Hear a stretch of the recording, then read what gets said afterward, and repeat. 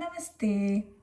നമുക്കുണ്ടല്ലോ ഇപ്പം നമ്മുടെ പിള്ളേർ ഏറ്റവും കൂടുതൽ ചെയ്തുകൊണ്ടിരിക്കുന്ന കാര്യമാണ് ഈ കെരാറ്റിൻ, സ്മൂത്തനിങ്, അങ്ങനെ കുറേ ഐറ്റംസ് ഹെയർ റിലേറ്റഡ് ആയിട്ടുള്ള ടോപ്പിക്കായിട്ട് ഞാൻ ചെയ്യേണ്ടതെന്ന് വിചാരിച്ചതാണ്. പക്ഷേ എന്താ പറയുക, എനിക്ക് ചെയ്യാണ്ടിരിക്കാൻ തോന്നുന്നില്ല. കാരണം ഞാൻ ഡേ ബൈ ഡേ ആ ഒരു ചെയ്തല്ലോ എന്നുള്ളൊരു റിഗ്രറ്റ് അടിച്ചുകൊണ്ടിരിക്കുന്ന ഒരു മനുഷ്യനാണ്. അതുകൊണ്ടാട്ടോ ഞാൻ പറഞ്ഞത്.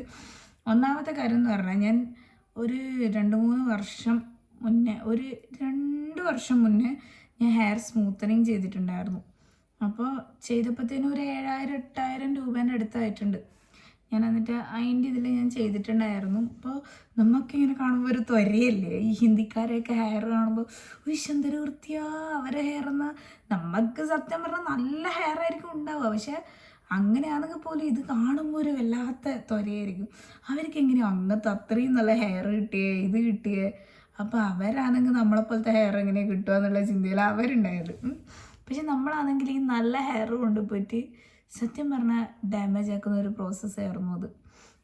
അപ്പോൾ ഞാനൊരു പ്രാവശ്യം ഡെലിവറി കഴിഞ്ഞ സമയത്ത് എൻ്റെ ഹെയർ നന്നായിട്ട് പോകുന്നുണ്ടായിരുന്നു. ഡെലിവറി കഴിഞ്ഞ് ഓട്ടോമാറ്റിക്കലി പോകുമല്ലോ, അപ്പോൾ എൻ്റെ ഹെയർ നല്ല രീതിക്ക് പോകുന്നുണ്ടായിരുന്നു.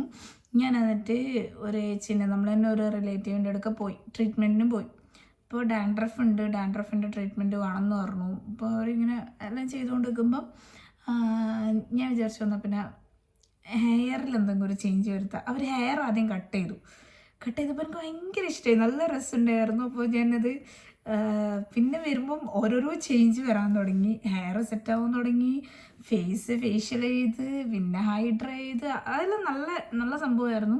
നല്ല രീതിക്ക് എൻ്റെ ഫേസിലും ബോഡിയിലും ഒക്കെ ഒരു ചേഞ്ചസ് വരാൻ തുടങ്ങി. അപ്പോൾ ഒരു ഗ്ലോ വരാൻ തുടങ്ങി. കാരണം നമ്മൾ ഡെലിവറി കഴിഞ്ഞ് ഒരു ഗ്ലോ ഓട്ടോമാറ്റിക്കലി ഉണ്ടാവുമല്ലോ. അപ്പോൾ ആ ഒരു ഗ്ലോ എൻ്റെ ഫേസിലും ബോഡിയിലും ഒക്കെ ഉണ്ടായിരുന്നു. അപ്പോൾ ഞാനിങ്ങനെ സംഭവം സെറ്റ്, അതിൻ്റെ ഇരട്ടി പൈസ ഞാനിങ്ങനെ അങ്ങോട്ടേക്ക് ഇട്ടുകൊണ്ടുണ്ടായിരുന്നേ.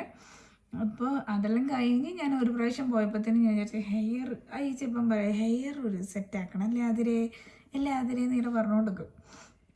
അപ്പോൾ ഞാൻ പറഞ്ഞ അയച്ചു എന്നാൽ പിന്നെ ഹെയർ നമുക്ക് സ്മൂത്തനിങ് ചെയ്താൽ അത് നല്ല അടിപൊളി നിൽക്കുമല്ലോ എന്നുള്ളത്. പക്ഷെ എനിക്കാണെങ്കിൽ ഈ മറ്റേ നെല്ലിൻ്റെ കതിര് പോലത്തെ ഇങ്ങനെ നിന്നിട്ട് ഇങ്ങനെ വളഞ്ഞിട്ട് ആ സാധനം എനിക്ക് ഇഷ്ടമല്ല. അപ്പം ഞാൻ അയച്ചിനോട് പറഞ്ഞു, ചേച്ചി കുറച്ചാക്കിയാൽ മതി, ഭയങ്കരമായിട്ട് ആക്കൊന്നും വേണ്ടെന്ന് പറഞ്ഞു, ഭയങ്കരമായിട്ട് ഇതാക്കണ്ടെന്ന് പറഞ്ഞു. അപ്പോഴത്തേനും ചെയ്യുമ്പം നോക്കുമ്പോഴത്തേനും ഇത് എന്താ പറയുക, എൻ്റെ ഹെയർ കത്തിക്കുന്നുണ്ട്. ആ ഒരു സൊല്യൂഷൻ തന്നെ ഒട്ടുക്കാത്ത നാറ്റാണ്, നമുക്കത് സഹിക്കാൻ പോലും പറ്റില്ല. അതിൻ്റെ സ്മെല്ല് ആ ഒരു ടൈപ്പ് സാധനമായിരുന്നു. അപ്പോൾ അതെല്ലാം സഹിച്ച് ചെയ്ത് കഴിഞ്ഞപ്പോഴത്തേന് ഹെയർ കെട്ടാൻ പാടില്ല, 2 ദിവസത്തേക്ക് പ്രോപ്പറായിട്ട് കെട്ടാനും ആക്കാനൊന്നും പാടില്ല. അങ്ങനെ ചെയ്തിട്ട് സത്യം പറഞ്ഞാൽ ഞാൻ ചെയ്ത ടൈം അവരെനിക്ക് എന്ത് ഷാമ്പൂ യൂസ് ചെയ്യേണ്ടത് അല്ലെങ്കിൽ അതിൻ്റെ കാര്യങ്ങൾ എന്താണെന്നൊന്നും പറഞ്ഞു തന്നിട്ടില്ല കേട്ടോ. അവർ പക്കാ ഒരു ഇതായിട്ട് ചെയ്തിട്ട് അങ്ങ് വിടുക ചെയ്തത്. ഭയങ്കര വിഷമമായി. കാരണം നമ്മൾ 8,000 റുപ്യ, ഇപ്പം അവർക്ക് കേൾക്കുമ്പോൾ അതൊരു വലിയ പൈസ ഒന്നും ആയിരിക്കില്ല, പക്ഷെ നമുക്കതൊരു വലിയ എമൗണ്ട് തന്നെയാണ്. എങ്ങനെയായാലും ഒരു 8,000 രൂപ നമ്മളൊരു ഇതിന് വേണ്ടിയിട്ട് ഇൻവെസ്റ്റ് ചെയ്യാന്ന് പറഞ്ഞാൽ ശരിക്കും ഒരു എന്താ പറയുക, വട്ട് പിടിച്ചൊരു പരിപാടിയാണ്. എനിക്കറിയാം ഇതിപ്പം നമ്മളെ പിള്ളേഴ്സ് എല്ലാം ഇതിങ്ങനെ ചെയ്യാൻ നിൽക്കുന്ന ആൾക്കാരായിരിക്കും. ഇപ്പം എൻ്റെ ഫ്രണ്ട്സ് തന്നെ എന്നോട് നിനക്ക് ഹെയർ വന്നാൽ പിന്നെ അത് ചെയ്യാറോ, എനിക്ക് ചിരി വരും സത്യം പറഞ്ഞാൽ. കാരണം ഞാനിതൊക്കെ ചെയ്ത് തീർന്ന് ഇനിയൊന്നും നോക്കാനില്ല, കളറടിച്ച് എന്തെല്ലാം ചെയ്യണോ എല്ലാം ചെയ്ത് തീർത്ത് വിട്ടതാണ്. എനിക്കത് മനസ്സിലായി പിന്നെ കംപ്ലീറ്റ്ലി ഒഴിവാക്കിയതായിരുന്നു. അപ്പോൾ അതെല്ലാം ചെയ്ത് ഓക്കെ ആയി, എല്ലാവർക്കും ഭയങ്കര ഇഷ്ടമായി മീൻസ് എൻ്റെ വീട്ടിൽ എൻ്റെ അമ്മക്ക് തീരെ പിടിച്ചിട്ടില്ല. എൻ്റെ അമ്മ വന്ന അവിടെ അഭിയേട്ടനോട് പറഞ്ഞു, എന്തെന്നാ ഈ ചെയ്ത് വെച്ചിനി, ഇതെന്തെന്നാണ്, ഇവളെങ്ങനെ നീ ആക്സെപ്റ്റ് ചെയ്യുന്നല്ലോ. ഞാനിങ്ങനെ നോക്കിയെടുക്കാം, അരക്കാണെങ്കിൽ എല്ലാ കൂടി വെറുതെ വെക്കലായിരുന്നു. എന്നിട്ട് രാത്രി അന്ന് അഭിയേട്ടൻ ഇറങ്ങിപ്പോയി. എന്നോട് പറഞ്ഞു എനിക്ക് നിന്നെ കാണാൻ റെഡി, ഞാൻ പോകുന്നെന്നും പറഞ്ഞിട്ട് ഒരൊറ്റപ്പോക്ക്.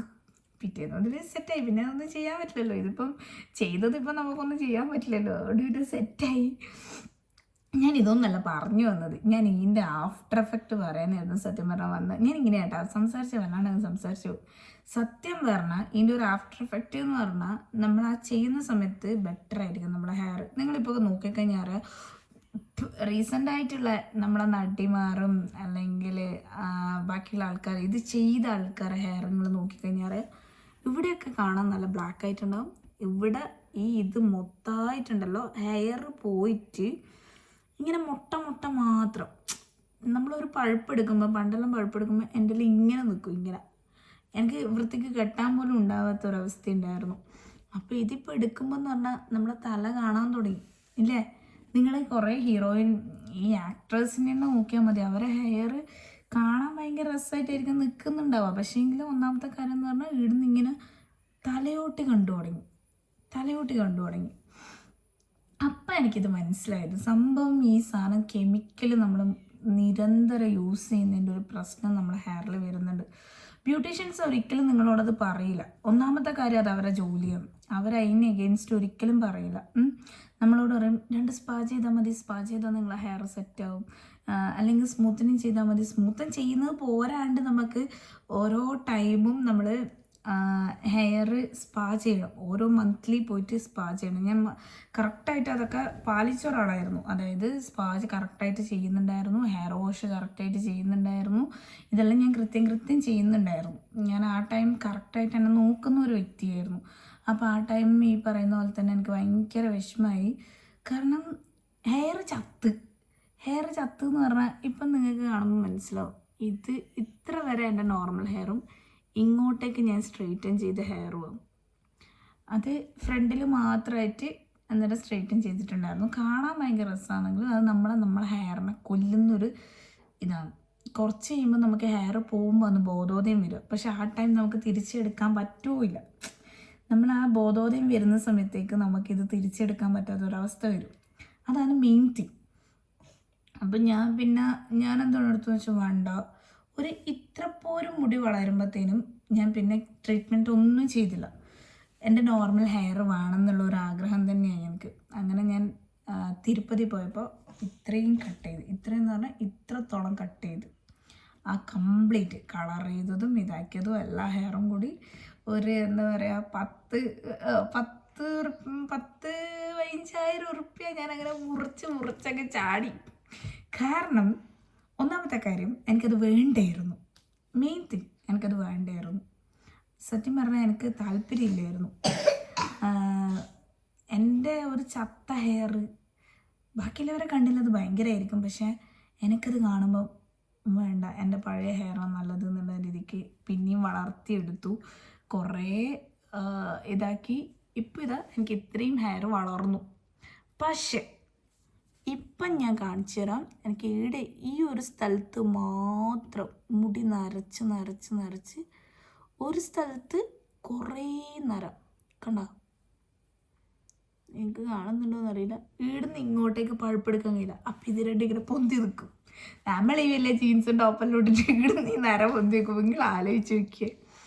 അപ്പം ഇത് എൻ്റെ ഒരാളവസ്ഥയല്ല, ഇത് എൻ്റെ ഫ്രണ്ട്സ് ചെയ്ത ആൾക്കാരുടെ അവസ്ഥ ഇത് തന്നെയാണ്. അവരും എന്നോട് പറഞ്ഞു ഇതിലൊരു വീഡിയോ ചെയ്യണം. കാരണം ഇത് സത്യം പറഞ്ഞാൽ ഇതിലൊരു മാതിരി നമ്മളാളെ പറ്റിക്കുന്ന പരിപാടിയാണ്. എനിക്കറിയാം ബ്യൂട്ടീഷ്യൻസ് ഇതൊരിക്കലും ആക്സെപ്റ്റ് ചെയ്യില്ലെന്ന് എനിക്കറിയാം. പക്ഷേ പറയാണ്ടിരിക്കാൻ തോന്നുന്നില്ല ചേച്ചി, സത്യം പറയാമല്ലോ, എനിക്ക് പറയാണ്ടിരിക്കാൻ തോന്നുന്നില്ല. ഞാൻ എൻ്റെ റിവ്യൂ എന്ന് പറയുന്നത് കേട്ടോ. നിങ്ങൾ ദയവേത് ഇങ്ങനെയുള്ള കാര്യങ്ങൾ വീണ് പോകരുത് പ്ലീസ്. കാരണം നമുക്ക് ഈ പറയുന്ന സാധനമൊക്കെ നഷ്ടപ്പെട്ട് കഴിഞ്ഞാൽ പിന്നെ നമ്മൾ ഈ പറയുന്ന പോലെ ആരാൻ്റെ മുടിയെടുത്ത് ക്ലിപ്പ് ചെയ്ത് വെക്കേണ്ട ഒരവസ്ഥയാണ് ഉണ്ടാവുക. അതുകൊണ്ട് ഒരിക്കലും നിങ്ങൾ ഇങ്ങനെയുള്ള കാര്യങ്ങളിലേക്ക് വീണ് പോകരുത്. ഇതിപ്പം വലിയ ആൾക്കാരൊക്കെ പിന്നെയും നമുക്ക് ആക്സെപ്റ്റ് ചെയ്യാം, പക്ഷെ കുഞ്ഞു മക്കൾ അവർ ആ ഒരു മുടി വളർന്ന് വരുന്ന ഒരു പ്രായത്തിലുള്ള ടൈമിൽ ഇവരിതൊക്കെ ചെയ്ത് കഴിഞ്ഞാൽ പിന്നെ എൻ്റെയൊക്കെ പ്രായമാകുമ്പോൾ നിങ്ങൾ മുട്ടത്തലയായിരിക്കും. മനസ്സിലായാ? ഞാനല്ല ആ ടൈം ചെയ്തുകൊണ്ട് കുറച്ചും കൂടി ഹെയർ ഉണ്ടെന്ന് വിചാരിക്കുക. ഇതിപ്പോൾ എൻ്റെ ഹെയർ കറക്റ്റായിട്ടില്ല, എന്താ പോയാലും ഇത്രയേ ഉള്ളൂ. അതന്നെ ഞാനിപ്പോൾ ഇങ്ങനെ കുറച്ചെങ്കിലും കെയർ ചെയ്ത് ഇതാക്കിയതുകൊണ്ടാണ് ഇപ്പം ഇത്രയും വരുന്നത്. ഇല്ലെങ്കിൽ അതും എനിക്ക് ഉണ്ടാവില്ല സത്യം പറഞ്ഞാൽ. ഞാൻ ആ ടൈം അവിടെ നിർത്തിയോണ്ട് ഭാഗ്യം, ഇല്ലെങ്കിൽ എൻ്റെ ഹെയർ ഇതും ആയിരിക്കില്ല. നിങ്ങൾ നോക്കിയാൽ മതി, കണ്ടിന്യൂസ് ഈ സാധനം ചെയ്ത ആൾക്കാരെ പിന്നെ നമുക്ക് ചെയ്യാണ്ടിരിക്കാനും പറ്റില്ല. നമ്മളെ കാണുന്ന ആൾക്കാർക്ക് ആ ഒരു ഫേസ് കണ്ടതുകൊണ്ട് പിന്നെ അത് നല്ലതാണെന്നുള്ള ഒരിത് നമുക്ക് വരുന്നത് കൊണ്ടും നമുക്കത് ചെയ്യാണ്ടിരിക്കാൻ പറ്റുമില്ല. നമ്മൾ അതിൽ അഡിക്റ്റ് ആവും, ആ സാധനത്തിൽ ഇങ്ങനെ പോയിക്കൊണ്ടിരിക്കും. ലാസ്റ്റ് നമ്മുടെ മുടി പോകുന്ന വരെ നമ്മളിങ്ങനെ കണ്ടിന്യൂസ് ചെയ്തുകൊണ്ടിരിക്കും. ഞാൻ ഇൻസ്റ്റഗ്രാമിൽ ഒരു വീഡിയോ കണ്ടിട്ടുണ്ടായിരുന്നു, ഒരു കുട്ടി ചെയ്തത്. അതായത് ഓൾ ആ നല്ല ഹെയറുള്ള ടൈം നിന്ന് കൊടുക്കുമായിരുന്നു, കാരണം പൈസ കിട്ടും. അപ്പോൾ എല്ലാ കാര്യത്തിനും ഹെയർ കളർ ചെയ്യാൻ നിന്ന് കൊടുക്കും, സ്മൂത്തനിങ് ചെയ്ത് കൊടുക്കും. അതായത് ബ്യൂട്ടീഷ്യൻസ് പഠിക്കുന്ന കുട്ടികൾക്ക് വേണ്ടിയിട്ട് നമ്മളെ തല കൊടുക്കുന്ന പരിപാടി. അപ്പോൾ അങ്ങനെ ചെയ്ത് ഇപ്പം ആ കുട്ടീൻ്റെ മുടി കാണണം, 1-2 സാധനങ്ങൾ ഇടുന്ന ഇങ്ങനെ മാത്രം. സത്യം പറഞ്ഞ ഓളെ പഴയ ഫോട്ടോസും പുതിയ ഫോട്ടോയും വെച്ചിട്ടുണ്ടായിരുന്നു. കണ്ടിട്ട് ഞാൻ സത്യം പറഞ്ഞാൽ എന്താ പറയുക, ഇത് പുതിയ പിള്ളേരുടെ അവസ്ഥയാണ് ഞാൻ പറയുന്നത്. നിങ്ങളുടെ ഇതിലേക്ക് വീണ് പോയി കഴിഞ്ഞാൽ നിങ്ങളെ അവസ്ഥ ഇതാണ്ടാവുക. അതുകൊണ്ട് ദയവ് ചെയ്തേണ്ട മക്കൾ ഇങ്ങനെയുള്ള കാര്യങ്ങളിലേക്ക് പോവരുത്. എനിക്കറിയാം നിങ്ങളിതൊന്നും പറഞ്ഞാൽ കേൾക്കാൻ പോകുന്നില്ലെന്ന്, പക്ഷേ എങ്കിൽ നിങ്ങൾ ആ ഒരു സിറ്റുവേഷനിൽ വന്ന് കരയാനുള്ള അവസരം നിങ്ങളായിട്ടുണ്ടാക്കരുത്. മനസ്സിലായല്ലോ? അതുകൊണ്ടാണ് ഞാനിപ്പോൾ ഓൾറെഡി ഇത് പറയുന്നത്. നിങ്ങളത് ചെയ്യരുത്. ചെയ്ത് കഴിഞ്ഞാൽ നിങ്ങളെ ഹെയർ പോവും നല്ല രീതിക്ക്. കാരണം കെമിക്കലാണ്. നിങ്ങൾ ആ ചെയ്യാനിരിക്കുന്ന സമയത്ത് നിങ്ങൾക്ക് മനസ്സിലാവും, നല്ല കെമിക്കൽ അടിച്ച് കയറ്റുന്നത്. ആ കെമിക്കൽ വരുന്നത് എവിടെയാണ്? നമ്മളെ തലയോട്ടിയിൽ. ഇപ്പം എൻ്റെ തന്നെ ഹെയർ കണ്ടാൽ അറിയാം അത്രത്തോളം പോയി. എന്നാലും അങ്ങനെ ഭയങ്കരമായിട്ട് എനിക്ക് പോയില്ല, ഒരു പരിധി വരെ പോയി. ഞാൻ ആ ടൈം അവിടെ നിർത്തിയതുകൊണ്ടാണ് എനിക്ക് ഇത്രയും ഹെയർ ഇതാക്കാൻ പറ്റുന്നത്. ഇല്ലെങ്കിൽ നിങ്ങൾ ആലോചിച്ച് നോക്കിയേ, ഞാനും ഇപ്പോൾ ഇതേപോലെ ഇത് കണ്ടിന്യൂ ചെയ്ത് പൈസയും പോകുന്നുണ്ട് ഇതിന് കണക്കായിട്ട്. ഒരു സ്പാക്ക് 1000-2000 റുപ്യ ഉണ്ട്. മാസം 2000 റുപ്യ ഈ സാധനത്തിന് വേണ്ടി മാത്രം നമുക്ക് ചിലവാകും. മനസ്സിലായോ? പിന്നെ വരുന്ന ഹെയർ, ആദ്യം നമുക്ക് നല്ല ഹെയർ ആയിരിക്കും. ഇപ്പോൾ എത്ര നല്ല ഹെയറുള്ള ആൾക്കാരാണെങ്കിലും ഈ ഒരു ട്രീറ്റ്മെൻറ്റിന് ശേഷം വരുന്ന ഹെയർ എന്ന് പറഞ്ഞാൽ ഇതേപോലെ വളഞ്ഞായിരിക്കും വരിക. വളഞ്ഞു വരുന്നത് മാത്രമല്ല, ഹെൽത്തി അല്ലാത്തൊരു വൃത്തിയട്ട ഹെയർ ആയിരിക്കും നമുക്ക് വരാൻ തുടങ്ങുക. ഇപ്പം നമ്മളെ ഹെയർ തന്നെ ഇങ്ങനെ ഈ ഒരു ഇതിലേക്ക് വരുന്നത് എന്തുകൊണ്ടാണെന്നറിയോ നിങ്ങൾക്ക്? ഈ ഹെയറിന് ഹെൽത്ത് ഇല്ലാത്തതുകൊണ്ട് മാത്രമേ ഈ ഹെയർ ഇങ്ങനെ വരുന്നത്. നമ്മളെ ഹെൽത്തി ഹെയർ, പണ്ടത്തെ ഹെൽത്തി ഹെയർ നിങ്ങൾ ശ്രദ്ധിച്ചിട്ടുണ്ടോ? എൻ്റേത് ഈ ചുരുണ്ട മുടിയല്ല സത്യം പറഞ്ഞാൽ, എൻ്റേത് സ്ട്രെയിറ്റ് മുടിയായിരുന്നു. പക്ഷെ ഇപ്പം ഇതെല്ലാം ചെയ്തതിന് ശേഷം, സ്ട്രെയിറ്റ് എന്ന് പറഞ്ഞാൽ അങ്ങനെ ഭയങ്കര സ്ട്രെയിറ്റ് അല്ല, ഒരു പകുതി കേളി എന്നാൽ ഫുള്ളായിട്ട് പിന്നെ കേളി അല്ലാത്തൊരിത്, അങ്ങനെ ഉണ്ടായ മുടിയാണ് ഇപ്പം ഇതുമാതിരി ഇങ്ങനെ സ്പ്രിങ് പോലെ നിൽക്കുന്നത്. പക്ഷെ എനിക്കിപ്പോൾ ഇഷ്ടമാട്ടോ ഈ മുടി, ഹെയർ എനിക്ക് ഭയങ്കര ഇഷ്ടമാണ്. പക്ഷെ ഇങ്ങനെ കുറേ കാര്യങ്ങളുണ്ട് ഗൈസ്. അപ്പോൾ നിങ്ങൾ നോക്കിയും കണ്ടിട്ട് മാത്രം ചെയ്യുക. എന്ത് ചെയ്യുന്നുണ്ടെങ്കിലും നോക്കിയും കണ്ട് മാത്രം ചെയ്യുക. ഞാനിത് വലിയ ആൾക്കാരോട് പറഞ്ഞതല്ല കേട്ടോ, നമ്മളെ കുഞ്ഞു മക്കൾ ഇത് കുറേ ആൾക്കാർ ചെയ്യുന്നുണ്ട്. ദയവേത് കളറിങ് ആയാലും ബാക്കിയുള്ളതായാലും നിങ്ങൾ ചെയ്യരുത്. കളറിങ് നിങ്ങൾ ചെയ്തോ. ഇപ്പം ഞാൻ പറയുമ്പോൾ ഒരുമാതിരി അമ്മമ്മ പറയുന്ന പോലെ തോന്നാം, പക്ഷെ അമ്മമാർ പറഞ്ഞതായിരുന്നു ശരിയെന്ന് നമ്മൾ വലുതാകുമ്പോൾ നമുക്ക് തോന്നും. നമ്മൾ നാളെ ഇതാലോചിച്ച് റിഗ്രറ്റ് അടിക്കരുത് എന്നുള്ളത് കൊണ്ട് ഞാൻ മുൻകൂട്ടി പറഞ്ഞു എന്നേ ഉള്ളൂ കേട്ടോ. അപ്പോൾ അടുത്ത വീഡിയോയിൽ ഇതേപോലെ വേറൊരു ടോപ്പിക്കുമായിട്ട് വരാം. Bye bye.